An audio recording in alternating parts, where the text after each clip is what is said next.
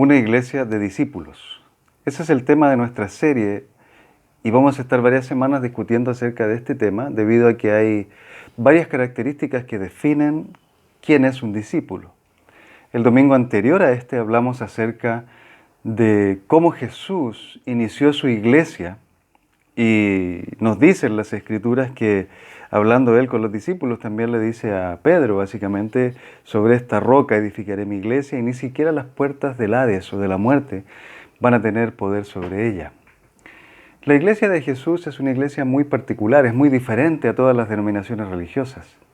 Y básicamente está enfocada en un punto central, en la crucifixión de Jesús. La crucifixión de Jesús es el centro del cristianismo. Sin crucifixión no hay perdón de pecados, no hay salvación, no hay nada de lo que nosotros conocemos como cristianismo. Si no hay sacrificio, no hay cristianismo. Y en esta serie empezamos hablando acerca de Mateo 28, versos 19 al 20, donde Jesús comisiona a sus primeros discípulos, que eran sus apóstoles también, a ir a todas las naciones, a ser discípulos, bautizarlos y enseñarles a obedecer todo lo que Él les había mandado. Estas tres fases o tres partes de la Gran Comisión son muy importantes para nosotros al momento de volvernos cristianos y también volvernos discípulos de Jesús. En este mandamiento de Mateo 28, versos 19 al 20, Jesús, si bien es cierto, está hablando en contexto a sus apóstoles, a sus discípulos. Al mismo tiempo nos habla a nosotros y extraemos el mandamiento y los principios para nosotros también, porque es nuestra responsabilidad continuar con el ministerio de Jesús. Entonces Jesús nos llama y nos manda a nosotros a ir, a ser discípulos, bautizarlos y enseñarles todo lo que Él nos ha mandado. Una de las características que define a un discípulo es la obediencia. El domingo pasado hablamos acerca de la obediencia. ¿Y cómo es que para Dios es tan importante la obediencia? Compartimos varias escrituras. Una de ellas está en Juan capítulo 14, en el versículo 15, y Jesús le dice a sus discípulos en este momento en que está tomando la Santa Cena, o la cena, la última cena, básicamente con ellos, si ustedes me aman, obedecerán mis mandamientos. Él está hablando con los discípulos ahí, está hablando con sus apóstoles, con los hermanos a los cuales Él había comisionado o iba a comisionar todas estas cosas también para que continuaran transfiriendo el conocimiento que habían aprendido de Jesús a otros discípulos. Y en este momento, en esta conversación, Jesús les dice, si ustedes me aman, obedecerán mis mandamientos. La palabra obedecer se define también como guardar, como atesorar. Entonces Jesús le está diciendo a los discípulos, si me aman, ustedes van a obedecer. Pero no obedecer porque tienen que hacerlo nada más, porque yo se los mando nada más. No, obedecer porque las cosas que yo les he enseñado ahora son suyas. Es decir, mi estilo de vida ha pasado a ustedes.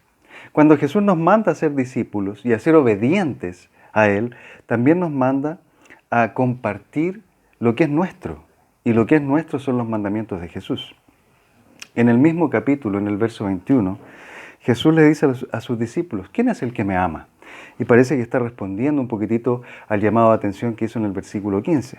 ¿Quién es el que me ama? Si es que ellos no habían entendido por qué era esto. El que hace suyos mis mandamientos y los obedece. Entonces Jesús le está diciendo a sus discípulos, el que me ama es el que guarda estas cosas que yo les estoy enseñando y mandando y las vive. Entonces, ser discípulo es ser obediente, pero no obediente porque sí, sino que obedecer porque tenemos los mandamientos de Jesús en nuestro corazón, en nuestra vida.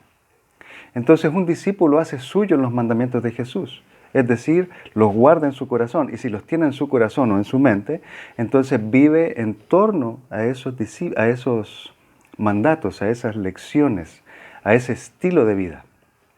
Es muy importante que nosotros como cristianos también entendamos que al momento de obedecer estamos amando al Señor Jesús y estamos amando a Dios.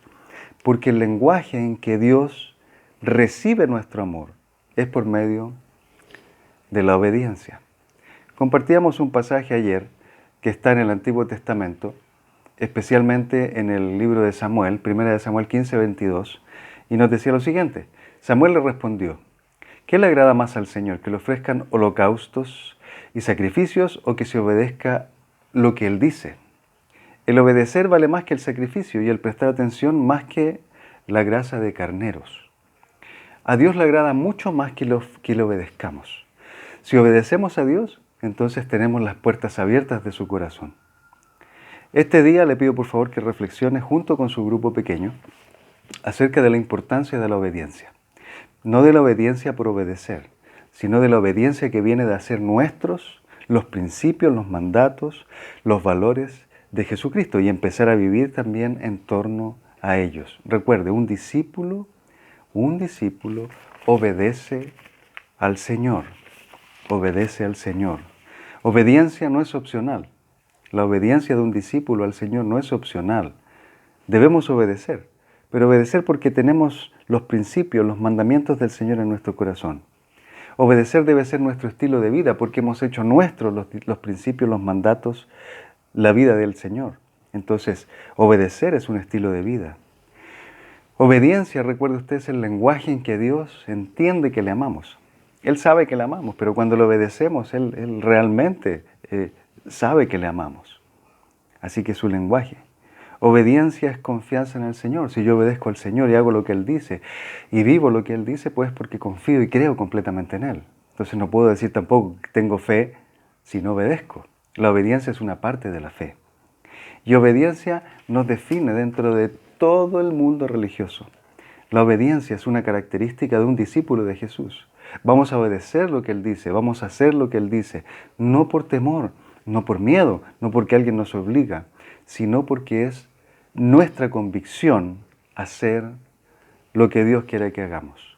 Que tenga una buena tarde, buena noche, buen día. Y por favor pase tiempo con su grupo pequeño hablando de estos puntos, repase las Escrituras y Dios le bendiga. Chao, chao.